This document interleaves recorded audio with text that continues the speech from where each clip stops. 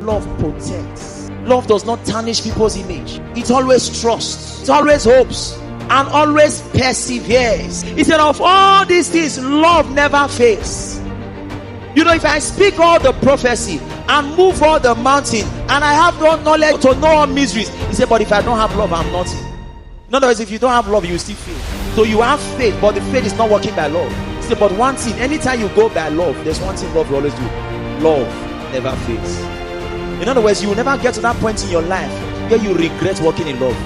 If I had known, I would have not walked in love. If I had known, I would have paid evil for evil. He said, you will never get to that day in your life. Why? Because love will always win.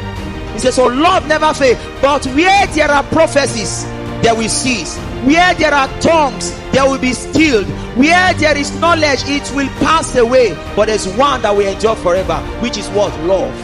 If you now go to verse 13, he said, there are three things: hope, faith, and love. But of these three, he said, love is the greatest. Now these three remain: faith, hope, love. But the greatest of these is which one? So any man who operates in love is operating in the greatest operation. The greatest, the greatest. So it is in the wisdom of the Spirit to stick to the royal law. It might not make sense, but I will walk in love, because I hold no man nothing but to love. I'm a debtor of his love. I'm born of his love. Come on, are you getting what I'm saying here now? Because see, sometimes you might not be conscious of your new nature, because see, the flesh is still there.